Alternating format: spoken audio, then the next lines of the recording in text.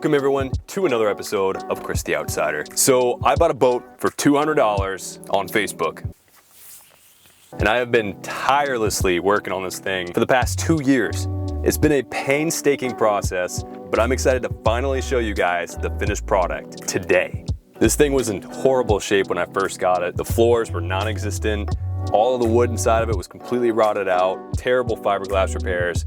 So I ripped everything out. I ground down all the fiberglass, measured out new stringers and floorboards, put them all in, fiberglassed them, repainted the entire thing with a Harbor Freight spray gun. That took like 2 months on its own. Put all new electronics in it, brand new sound system, sonar, trolling motors, casting decks, seating, you name it. Removed every nut and bolt from the engine, put in brand new pistons, rebuilt the whole thing from scratch, painted it. There is not a single thing on this boat that is original, except for the steering cable, the hull, and the windows. And even those are all blacked out and tinted. I'm kind of regretful because I wish I could have done a more thorough video for this, but I accidentally deleted all the footage that I took over the past 2 years. So the only thing I have left is the pictures that I took on my phone. So as unfortunate as it is that I can't show you guys the whole process, I hope that all the work I did on this boat comes through in this video, because it's been a long, meticulous 2 years. There were many times where I just didn't know if this was gonna ever come to fruition. But nonetheless, it is complete, and I'm super excited to show you guys the $200 boat. I call it that, but I have easily put thousands of dollars into this thing to get it to where it is today. Nonetheless, here are the few photos I have left to show you guys what the boat looked like before I started working on it. And here's what it looks like now.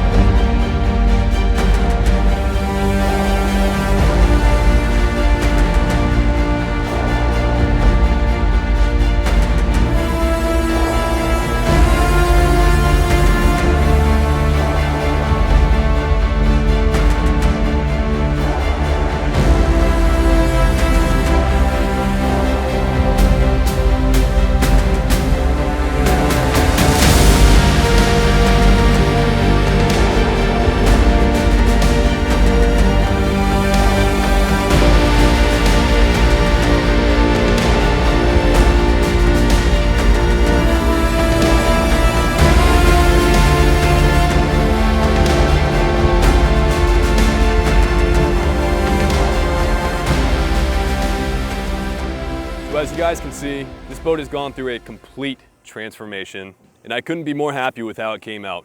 Granted, there are a few things that still need to be worked on, which we'll go over in a second, but to have a boat on the water and to be able to use it is insane. After 2 years of having this thing sitting on a trailer and working on it, you kind of forget that it's a boat and not some expensive lawn ornament. But here we are, it's on the water, and it works. So without further ado, let's move on to the tour. Figure out how to take this thing off. All right, so starting off from the front, we have a 12-volt Minn Kota Edge with a 45-pound thrust, which I'm very impressed with. I was a little worried that it might be underpowered for this boat, but if you have it to its highest setting and you go to turn the boat, it'll throw you off the deck. We have the pedal for that laid in a nice aluminum tray with some cup holders. For the sonar up front, I have the Garmin 93SV. currently on the fritz right now. I gotta dig into that and see why that's not working. But it does display maps 50% of the time, so that's not too bad. Moving on to the floor, we have 2 small storage compartments, keys, shoes, whatever extra stuff you may bring that you don't want exposed out to the elements. Down here in the cockpit area, we have Amazon special leather boat seats, which look not super comfortable, but they're really not bad at all. For the price of these, I'm very impressed with how they feel.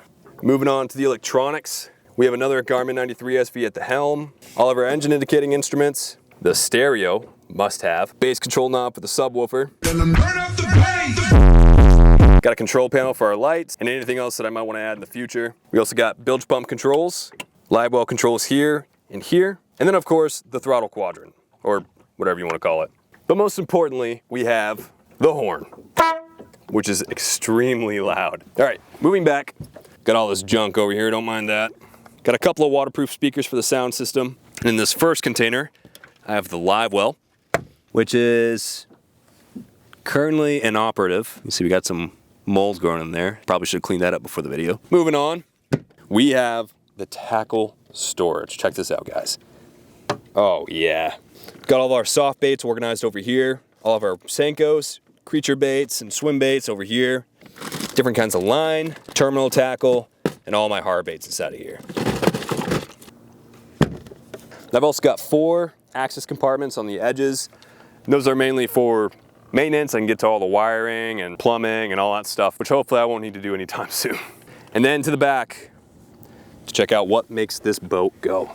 This is a 1985 60 horse Johnson 2-stroke, and this is basically a brand new engine. I've replaced everything in this motor.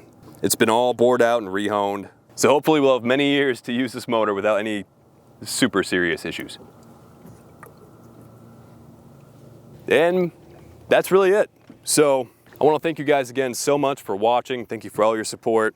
And be ready for more content in the future featuring the Squeaker Skiff. Well, that's going to be a wrap, guys. Thank you again for watching. Until next time on Chris the Outsider. Oh, I got one.